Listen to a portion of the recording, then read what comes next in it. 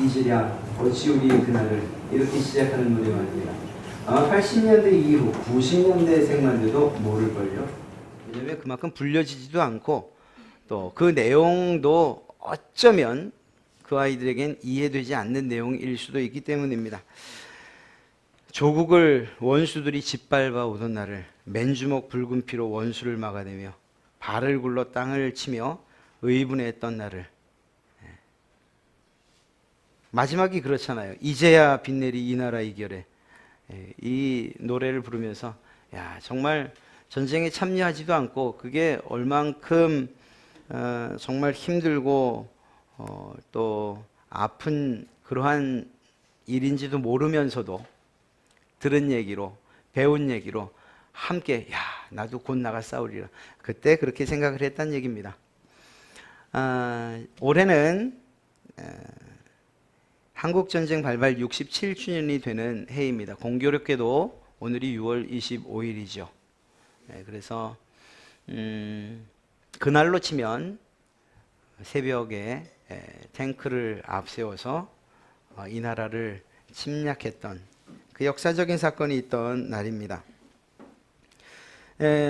오늘 하루라도 나라와 민족을 생각하며 하나님께서 우리 그리스도인들에게 요구하시는 것이 있다면 그것이 무엇일까 생각하고 은혜 나누는 그러한 시간이 되기를 주님의 이름으로 축원합니다. 우리는 성경을 볼 때에 어떤 한 나라를 분명하게 떠올릴 수밖에 없어요. 그 나라를 중심으로 이야기가 전개돼 가고 있기 때문이죠. 바로 이스라엘입니다.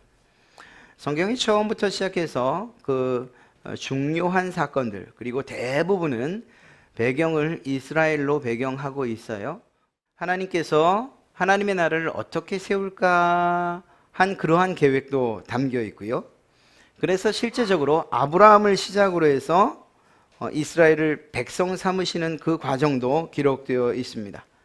백성을 삼았을 뿐만 아니라 그들에게 법도 주셨죠. 그리고 그들에게 땅도 약속해 주셨어요. 그리고 그 땅으로 인도해 들어가는 과정도 기록하고 있는 것을 보게 됩니다. 그 땅에 이제 한 나라, 한 왕국을 세웠을 때에는 그 나라에서 하나님이 친히 왕이 되기를 원하셨죠.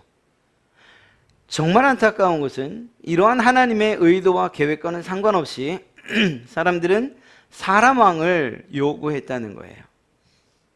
이미 그 이전에 정말 하나님 앞에서 계속 반복되는 범죄와 그리고 징계 그리고 회복을 사이클로 가지고 가면서도 마지막에 가서는 결국은 하나님이 아닌 사람 왕을 요구했고, 그렇게 해서 세워진 왕들이 오히려 이스라엘 백성들로 하여금 우상을 섬기는 길로 끌고 가는 그러한 상황이 되어버리고 말았습니다. 그러니까 하나님께서 내 나라라고 세우신 그 나라가 하나님의 뜻대로 움직여지지 않는 일들이 비일비재하게 기록되어 있고, 그 일에 대해서 선지자를 통해서 계속적으로 경고하시는 내용들이 또한 담겨 있습니다. 그러다가 하나님의 심판이 아수르에 의해서 이스라엘 멸망하고 바벨론에 의해서 유다가 멸망하는 이러한 일로 하나님의 심판이 이루어지게 되죠. 그런데 참 감사한 것은 선지자를 통해서 선포되어지는 그 예언의 말씀에도 그랬을 뿐만 아니라 그 말씀이 실제적으로도 이루어졌는데 무엇인가 하면 하나님께서 징계하시겠다, 너희를 포로로 잡히게 하시겠다로 끝난 것이 아니고, 그러나 내가 너희를 사랑한다, 내가 너희를 회복하겠다라는 말씀으로서 예언하셨고, 그리고 바벨론 70년 이후에 실제로 그들을 포로로부터 해방시켜 고국으로 돌아오게 하셨다라는 거예요. 그런 면에서 볼 때 하나님께서 세우신 나라, 그 나라가 정말 하나님의 뜻대로 움직이지 않았음에도 불구하고 그들을 징계하셨고, 그 징계와 또한 다르게 하나님의 여전한 사랑의 마음이 그들을 회복시키는 내용이 이 구약의 대부분에 기록되어 있는 것을 보게 됩니다. 이스라엘을 세우신 그 하나님, 그리고 징계하셨지만 다시 회복하시는 그 하나님, 그 회복의 과정 가운데에 오늘 읽은 말씀이 배경이 되고 있는 것입니다. 느헤미야의 기록 연대는 대략 기원전 400년 초반이라고 이야기를 합니다. 당시는 유다를 멸망시키고 그리고 이스라엘을 포로로 끌고 갔던 바벨론, 이 바벨론이 페르시아에게 멸망을 당하고 난 이후예요. 그러니까 이스라엘을 멸망시켰던 아수르나 혹은 바벨론은 이제 끝났어요. 그리고 더 큰 강한 바로 이 페르시아 제국이 점령을 하고 있을 때입니다. 그런데 정책이 좀 달랐습니다. 아수르와 그리고 이 바벨론은 약간의 차이가 있었지만 기본적으로 매우 잔인하고 그리고 흉포한 그러한 정책을 썼어요. 억압하고 강제적이고 힘으로 누르는 이러한 정책을 썼습니다. 물론 그들의 죄악, 이스라엘의 죄악으로 인한 결과였지만 그들이 당하는 고통은 너무나도 클 수밖에 없었죠. 자기들 말 듣지 않는다고 한 나라의 왕, 비록 마지막 왕이었지만 그들의 그 왕이 보는 데서 아들을 죽이거나 아니면 그 눈을 뽑는다거나, 이것이 승리한 나라에 할 수 있는 일이라 이렇게 취급할 수만은 없는 일들이죠. 그만큼 잔인했다는 거예요. 그런데 이러한 하나님의 징계가 다 찬 이후에 그 다음에 들어선 나라 이 페르시아는 정책이 많이 달랐습니다. 관용 정책을 베풀었어요.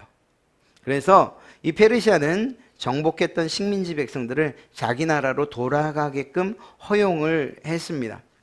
물론 가는 대신에 여전한 충성과 조공을 바치는 것, 그것을 약속하고 돌려보낸 거죠. 그래서 이스라엘 백성들은 실제로 3번에 거쳐서 바벨론으로부터 돌아옵니다. 이 과정 3번 이후에도 여전히 바벨론에 남아있는 사람들이 있었어요.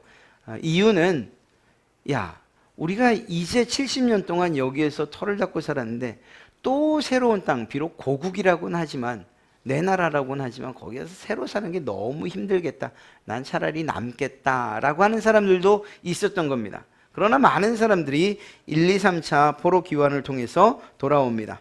그 첫 번째가 스룹바벨이라고 하는 사람을 중심으로 해서 돌아온 것입니다. 기원전 537년인데요. 이때 와서 했던 일이 무엇인가 하면 성전을 건축합니다. 그 무너진 성전을 다시 재건하는 거죠. 그리고 두 번째 이 포로 귀환 때는 에스라를 중심으로 들어옵니다. 기원 458년인데요.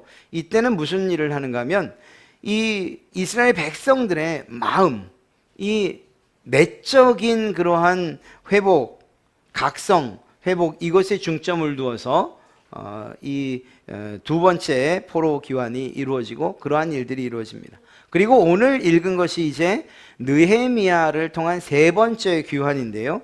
이것이 기원 444년. 이건 엄밀하게 얘기하면 성벽을 재건하는 것, 성문, 불탄 성문을 다시 세우는 것으로 되어 있지만 큰 의미에서 보면 국가의 재건이라고 이야기할 수 있어요. 그래서 이렇게 3단계에 거쳐서 이스라엘이 다시금 한 나라로서 회복되어지는 과정, 그렇게 볼 때에 특별히 에스라와 느헤미야 성경이 따로 기록되어 있지만 이것은 한 권의 책 혹은 한 관점에서 기록된 책이라고 봐도 틀리지 않을 것입니다. 조국의 현실이 늘 그리웠습니다. 바로 이 느헤미야가 그러한 사람이었는데 지금 우리나라가 어떤 상황인지 궁금해하던 그에게 소식이 전해집니다. 그의 형제였던 하나니를 통해서 전달되는데, 그런데 안타까운 소식을 듣게 돼요. 큰 환난을 당하고 능욕을 받고 그곳에 있는 사람들이 결국은 예루살렘 성은 무너졌고 성벽은 불탔다는 이야기를 들어요. 물론 여기에 있는 사람들이 그곳에 남아있던 사람들일 수도 있고 포로 귀환을 했던, 함께 합류했던 사람들일 수도 있어요. 그러나 자기의 백성과 동포들이 여전히 어렵고 힘든 상황 가운데 있다는 이야기를 들은 거예요. 주변국들에게 오히려 침략을 당하고 때론 조롱을 당하고 방해를 받고 하는 일들이 부지기수로 일어나는 이런 상황인 거죠. 어떤 면에서는 이해가 안 돼요. 하나님께서 고국으로 돌려보내시고 그리고 그 나라를 회복하시길 원했더라면 하나님께서 좀 지켜주시면 좋지 않은가 이런 생각을 하는데, 현실은 그렇지 않았다는 거예요. 이 성벽이 다시 무너지는 것, 이것은 옆에 있는 사마리아 사람들이 이간질을 한 거예요. 앞서 말씀드렸던 그러한 상황 가운데에서 이스라엘 백성들이 그 성벽을 세우는 그때에 이들이 페르시아 왕에게 이간질을 하는 거예요. 아닥사스다에게 가서 이야기를 해요. 야, 지금 이스라엘이 다시금 성벽을 세우는데 그게 왜일까요? 아마도 페르시아와 당신 나라와 싸우기 위한 것이 아닐까요? 라는 이러한 이간질을 합니다. 그래서 결국은 이 성벽 재건했던 다시 무너지고 그리고 그 상태가 돼버리고 만 거예요. 자, 이런 상황, 이런 암담한 상황 가운데에서 과연 나라와 조국을 사랑하고 동포를 생각하던 그 느헤미야가 했던 일이 무엇인가를 생각하며 오늘 이 시대에 마치 평안한 것처럼 아무 문제 없는 것처럼 안전한 것처럼 그렇게 살고 있는 이 시대에 우리 그리스도인들이 해야 할 일들이 있다면 그것이 무엇일까를 생각해 보려고 하는 것입니다. 여러분, 느헤미야가 가장 먼저 무엇을 하죠? 기도합니다. 고국의 안타까운 현실 때문에 울어요. 수일 동안 울어요. 그것은 어쩌면 자기는 고위 관리로서 편안한 삶을 누리고 있었기 때문에 더 미안한 감정도 있었을지 모르겠어요. 그러나 그보다는 자기의 고국 그리고 그 동포를 생각하는 그 마음이 더 간절했던 거죠. 하나님께서 세우셨던 왕국이 무너진 것, 포로로 잡힌 것도 억울한데 이제 하나님께서 그 일, 다시금 세우는 일을 허락하셨음에도 불구하고 그 일이 이루어지지 않는 그것 때문에 또 그것 때문에 고통받는 백성 때문에 동포들 때문에 울어요. 수일을 울어요. 자신의 사는 형편이나 모습 생각하면 울 일도 아니죠. 그런데 그가 나라를 사랑하는 마음으로 울고 있는 것을 보게 됩니다. 그 이후에 그는 4개월 동안 집중적인 기도와 그리고 금식에 들어가요. 이러한 금식의 시작, 기도의 시작은 조국을 사랑하는 그러한 마음과 백성을 긍휼히 여기는 그러한 마음으로부터 시작된 것이라고 말할 수 있는 것입니다. 말씀드린 것처럼 그저 자기 자신의 안위만 생각했다면 이렇게 기도하거나 이렇게 굶지 않지요. 여러분, 우리 지난해 얼마나 힘든 시간들을 보냈습니까? 비록 지금은 그때보단 좋은 소식들이 참 많이 들려요. 그런데 한편으로 생각하면 사실 해결해야 할 문제들은 여전히 쌓여 있는 것, 결코 적지 않음을 알 수가 있어요. 이념이나 혹은 지역 혹은 정당으로 인해서 막 싸우던 그때를 생각하면 지금은 정말 자기 개인의 이익이나 자기의 선호도 때문에 이제는 싸우는 게 되어버렸어요. 그러니까 더 큰 싸움이 벌어졌다고 해도 틀리지 않아요. 오늘은 내가 이 편이었는데 내일은 저 편일 수 있는 그런 시대가 되어버리고 말았어요. 인터넷 한번 들어가 보세요. 어떤 기사에 어떤 댓글들이 달리나 한번 살펴보면 야, 이건 너무 심각하게 나뉘어져 있다. 이제는 가치관의 기준들도 달라졌어요.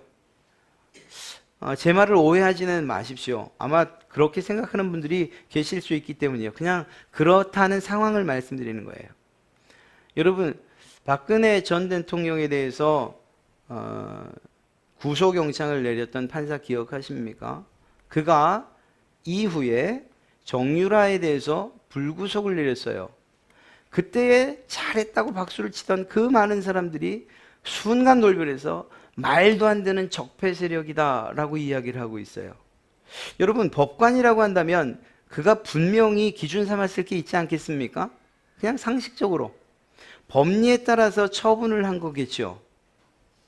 자기의 감정보다는 법리에 따라. 사실 국민 감정 생각하면 구속시키는 게 맞죠. 그런데 그렇게 하지 않았다는 거예요.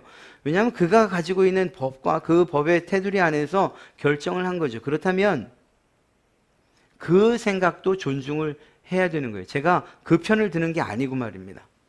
그런데 이것이 싸움의 거리가 되는 거라는 거예요.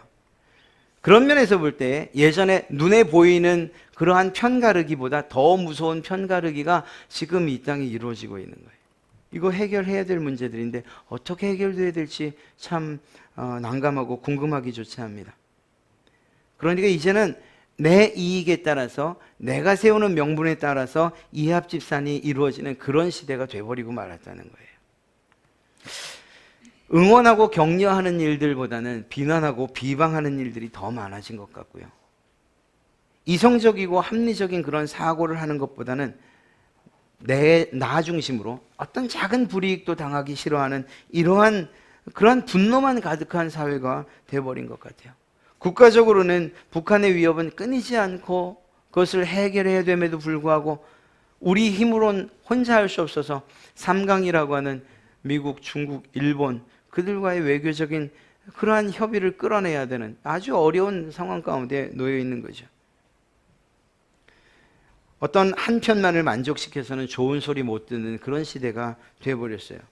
사회나 경제나 문화, 특별히 노동계의 산적한 문제들, 이것들도 해결돼야 될 문제들이에요. 그러니까 마치 편안해진 것처럼 보이지만 그러나 여전한 문제를 안고 있는 그러한 시대라는 것입니다. 마치 산을 넘으니 더 큰 산이 떡 버티고 있는 그러한 상황이 돼버리고 말았어요. 어떻게 해야 할까요? 제일 마음 편한 건 알아서 하겠지. 내가 그거 해결하라고 뽑았는데 그냥 나는 그냥 좀 마음 좀 편안하게 내버려두면 좋겠다. 그거 해결하라고 세금으로 월급 주는 것 아니야. 이렇게 생각하시겠습니까? 사랑하는 성도 여러분, 이 땅 우리 조국 대한민국은 우리만 사는 땅, 우리만 사는 그러한 나라가 아니죠. 67년 전에 탱크를 앞세워서 시작된 한국전쟁, 순식간에 수도 뺏기고 낙동강 이남으로 밀려 내려갔어요. 그 위기의 상황, 그 정말 절체절명의 순간, 그때에 상황을 보지 않고 기도했던 교회와 성도들, 그들이 있었다는 것을 기억하십니까? 그들의 기도 때문에 목이 터져라 외치고 손이 터져라 긁어대며 기도했던 그 기도 때문에 지금의 대한민국이 있는 것 아니겠어요? 총을 들고 싸우는 것은 군인들이니까 난 아무것도 할 것 없다. 그저 맹 놓고 그들이 기다렸습니까? 아니에요. 기도했습니다. 부르짖었습니다. 전쟁은 하나님께 속한 것이니까 하나님 도와주십시오. 불쌍히 여겨주십시오. 부르짖어 기도했어요. 놀랍게도 하나님께서 이러한 우리 믿음의 선배들의 기도를 들으시고 응답하셨죠. 낙동강의 융단 폭격도, 인천 상륙작전도, 압록강 두만강까지 그 진격도, 그리고 또 우리는 참 안타깝다고 말하는 일사 후퇴를 통해서도 하나님의 뜻을 온전히 이뤄가신 그러한 기도와 응답이었다고 저는 확신합니다. 여러분, 그리고 놀랍게도 그 하나님께서 우리의 믿음의 선배들의 기도에 응답하신 그 일로 지금 우리가 신앙의 자유를 누리며 평안하게 예수 믿고 있는 것이에요. 혹시 지금 너무 편안하다고 평안하다고 그래서 딱히 나라를 위해 기도할 일이 없다고 생각하십니까? 아니요, 그렇지 않습니다. 우리는 이런 기도의 제목들을 가지고 기도해야 돼요. 하나님, 우리의 대통령과 그리고 국회의원 그리고 그러한 자치장들 그리고 단체들, 이들의 마음이 지혜로워서 국민을 섬기고 다스릴 수 있도록 해주십시오. 그들 위해 기도해야 돼요. 하나님, 우리의 지도자들이 하나님께서 관심을 가지는 것에 좀 관심 좀 갖게 해주십시오. 자기들의 당리당략이나 이익만을 위해서가 아니라 하나님께서 관심 갖는 우리 백성들, 정말 힘들고 어려운 그들에게 쏟는 그 관심을 우리 지도자들도 갖게 해주십시오. 기도해야 돼요. 나라를 위해서 기도하는 우리들로 하여금 하나님을 두려워하는 지혜를 가지고 더 하나님을 공경할 수 있게 나도 또한 변화되게 해주십시오. 하나님께서 죄라고 하신 것들에 대해서 인권이나 혹은 문화라는 그러한 이유로 인해서 죄 짓는 일들, 허용되는 일 없도록 주여 도와주십시오. 우리 아이들을 지켜주십시오. 궁극적으로 하나님이 다스리신다는 것을 인정하고, 그리고 온전히 하나님만을 신뢰하며 나가게 하여 주십시오. 이러한 기도가 계속적으로 있어야 되는 거예요. 이러한 하나님의 마음으로, 이러한 긍휼과 불쌍히 여기는 마음으로 나라를 위해서 기도하는, 그리고 또 여러분과 교회가 될 때 그때 하나님이 기뻐하실 줄로 믿습니다. 여러분들이 아마 기억하실 거예요. 여러분들이 청년일 때, 그때가 언제던가 그때의 나라를 위한 기도가 빠진 적이 있던가요? 어떤 기도에 있었든지 간에 그렇지 않아요. 우리의 아버지 어머니들 날마다 나라를 위해서 기도하고, 정치하는 이들과 또 다스리는 이들, 지도자들을 위해서 날마다 기도했죠. 그렇게 생각하지 마세요. 그렇게 기도했는데도 그냥 그 사람들 변한 거 하나 없더라, 그렇게 기도하지 마세요. 그건 하나님의 몫이고요. 우리는 그저 기도해야 할 따름인 거죠. 하나님께서 이러한 기도하는 자들, 여러분들의 기도에 신실하게 응답하실 뿐만 아니라 여러분의 기도 자체를 기쁘게 받으실 것이라고 저는 확신합니다. 더 중요한 것 한 가지를 말씀드리고 마치려고 합니다. 여러분, 고통받는 동포와 무너진 성벽을 생각하며 불타버린 성문을 생각하며 느헤미야가 기도했어요. 그렇죠? 기도했다고 우리가 살펴봤죠? 그런데 2장 이유를 살피면 기도만 한 것이 아니라 기도한 대로 움직이는 느헤미야의 모습을 보게 돼요. 그렇게 기도한 대로 살아가는 느헤미야, 그 모습을 보게 된다는 거예요. 그는 아닥사스다 왕 앞에 나가 조국의 현실을 이야기하기로 결정합니다. 그리고 자기를 좀 보내달라고 이야기할 거예요. 그런데 그 기간이 얼마만큼 걸렸냐고요? 4개월 동안 기도하면서 준비한 거였어요. 때가 된 어느 날 그는 큰 결심을 하고 왕 앞에 나갑니다. 그런데 매우 의도적이었을 거예요. 어두운 낯빛을 하고 왕 앞에 섭니다. 4개월 동안 그가 얼굴에 근심 어린 얼굴을 하고 왕 앞에 나갔겠어요? 아니에요. 철저하게 자기 아픈 마음을 감추고 아무 문제 없는 것처럼 그렇게 왕 앞에 나갔어요. 그러다가 때가 된 어느 날, 그때는 근심 가득한 얼굴로 나가죠. 느헤미야의 안색에 변화가 있는 것을 그대로 알아챈 이 왕이 물어요. 내가 병이 없거늘 어찌하여 얼굴에 수색이 있느냐. 보세요. 이렇게 말할 정도였다면 앞전에 근심 가득한 얼굴로 나갔으면 단박에 그때 얘기했겠죠.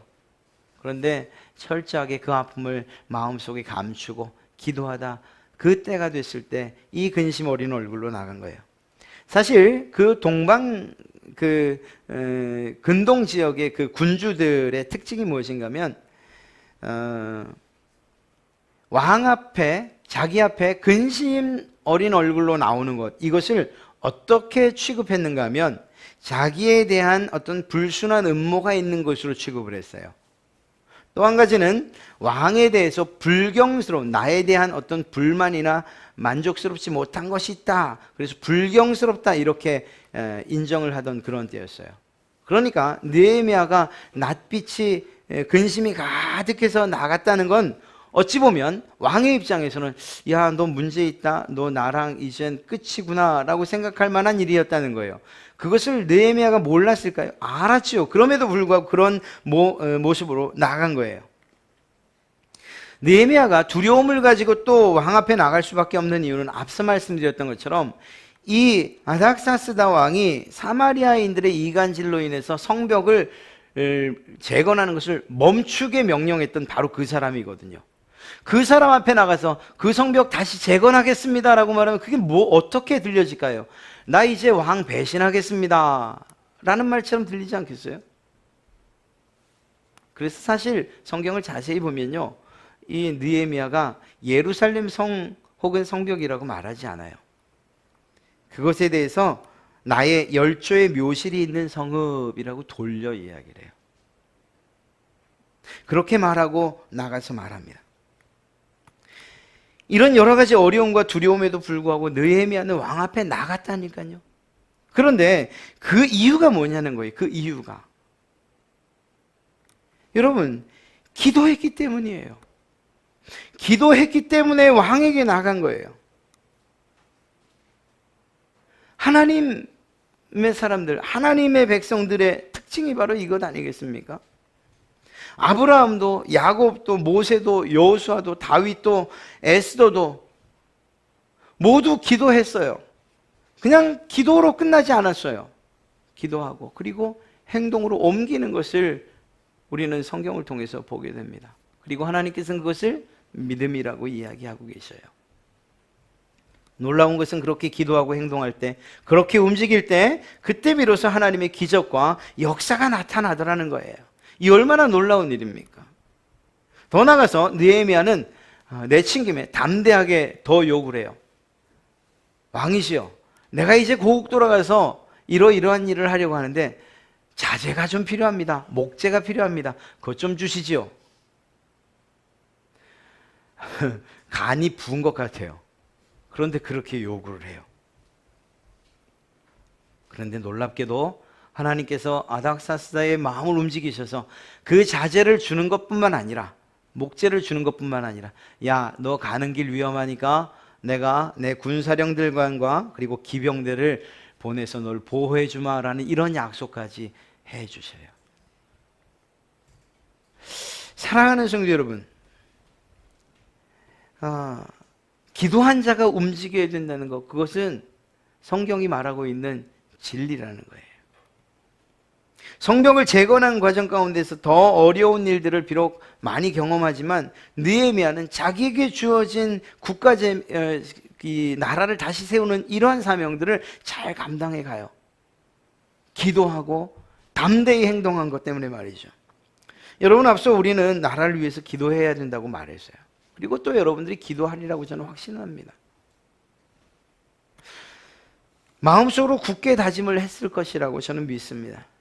그런데 느헤미야가 그런 우리들에게 이야기를 하는 거예요.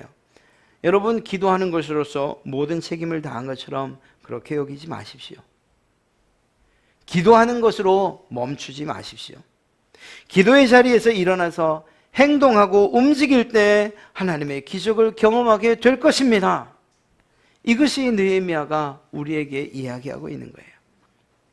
물론 느헤미야가 움직이지 않고 행동하지 않고 기도만 했다고 해서 성벽이 재건되지 않았을까요? 그렇진 않을 거예요. 기도의 응답은 이루어질 거예요. 다만 다른 것이 있다면 느헤미야가 재건하는 일은 없었을 거예요. 성벽 재건과 성문을 다는 그 국가 재건이란 막중한 그러한, 그리고 그 영광스러운 일을 느헤미야는 동참하지 못했을 거라는 거죠. 다른 누군가가 했겠죠. 왜? 하나님께서 그렇게 뜻하고 계셨던 일이니까 말입니다. 기도와 함께 기도의 내용대로 살아야 된다는 거예요. 그때 비로소 우리의 신앙이 자라고 더 나아가 하나님의 일하심을 경험하게 될 줄로 믿습니다. 여러분, 정의롭고 공의로운 나라가 되게 해달라고 여러분 기도하십니까? 저도 그렇게 기도합니다. 만약 그렇게 기도했다면 우리 그리스도인들의 생활이나 삶이 역시 정의롭고 공의로워야 되는 거예요. 하나님, 이 나라가 정의롭고 공의롭게, 다스리는 지도자와 위정자들이 정말 정직하게 살게 해주십시오라고 기도했다면, 비록 우리가 그런 사람들은 아니지만 내 있는 곳에서 정직하고 정의롭고 공의롭게 살도록 애를 써야 된다는 거예요. 사랑하는 하나님, 우리의 지도자들이 백성을 사랑하는 그러한 나라가 되게 하시고 그런 대통령이 되게 하시고 그런 위정자들이 되게 해주십시오라고 기도했다면, 그러면 우리가 왕인 곳, 좀 오버를 했네요. 우리가 지도자인 곳, 가정 혹은 여러분의 직장, 여러분의 이웃, 그곳에서 우리가 그들을 진심으로 사랑하면서 사는 일들이 있어야 된다는 거예요. 하나님, 저들의 마음을 변화시켜 주십시오라고 한다면 내 마음도 하나님이 기뻐하시는 방식으로 변해가야 된다는 거예요. 헌신봉사 희생하는 그러한 공무원들을 소원하며 기도하십니까? 그렇다면 비록 우리가 그들은 아니지만 내가 속한 곳에서 헌신하고 봉사하고 희생하는 일들이 있어야 된다는 거예요. 저 사람들만 바뀌게 해달라고 기도할 것이 아니고, 혹시 저 사람들은 바뀌지 않아도 내가 바뀌어야 됩니다라는 마음으로 기도해야 된다는 거죠. 여러분, 사회적으로 정말 편만한 그러한 죄악과 동성애, 뭐 이러한 기타 등등이 인권 혹은 문화라는 이름으로 우리의 주변에 얼마나 많이 침투해 있습니까? 우리 기도하죠. 하나님, 이거 법 막아주십시오. 또 제거해 주십시오.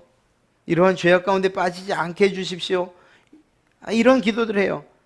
그렇다면 우리는 우리의 주변에서 내 삶 가운데서 비록 작게 여겨지는, 소소하게 여겨지는 그러한 내 안의 시기심이나 죄 혹은 악한 마음들, 이러한 모든 것들, 이러한 것들을 내가 드리는 나라를 위한 기도와 함께 먼저 회개해야 된다는 거예요. 기도 따로, 행동 따로.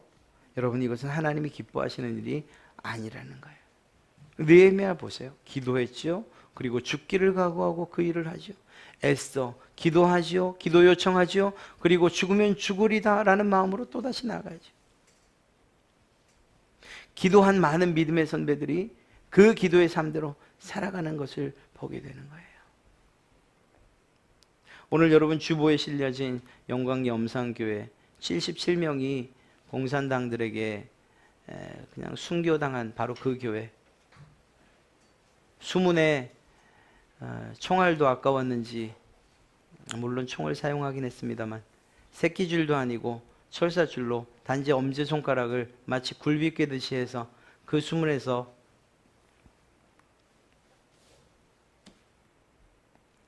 그냥 발로 밀어서 다 죽은 거예요.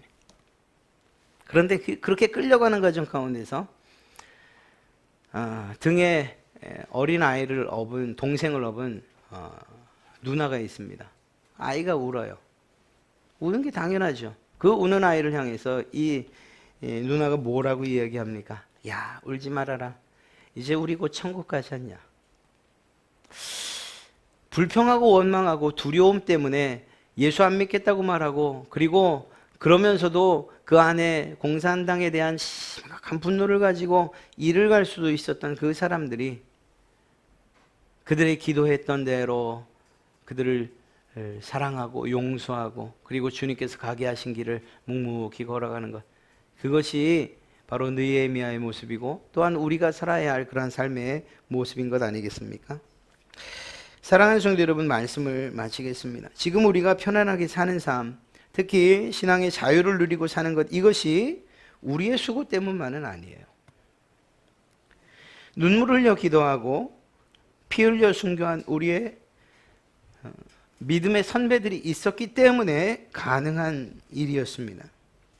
정말 죄송한 말씀인데 잠시 후면 얼마 지나지 않아서 하나님이 우리를 불러 가실 겁니다.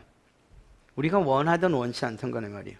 그때, 바로 그때 이 땅에 남아서 여전히 신앙해야 될 사람들이 있어요. 누굴까요? 바로 여러분들의 자녀고 여러분의 아이들인 거예요.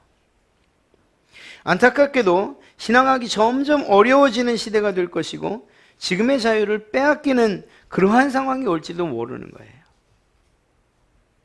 그 사실을 생각한다면 그 나라의 위기 가운데서 자기 일신의 안녕을 위해서 기도한 것이 아니고 나라를 위해서 기도했던 것처럼 우리 또한 지금 이 평안한 시대에 더 잘 살기 위해서, 더 부족함 없기 위해서 나를 위해서 기도하는 것, 이제는 그 기도보다 우리 아이들이 살게 될 그때를 생각하며 나라를 위해서 기도하는 것,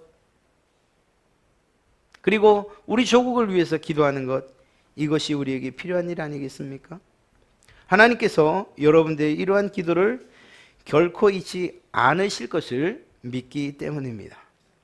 느헤미야처럼 애통과 긍휼로 기도하시고 그리고 결단과 담대함으로 행동하시기를 주님의 이름으로 축원합니다.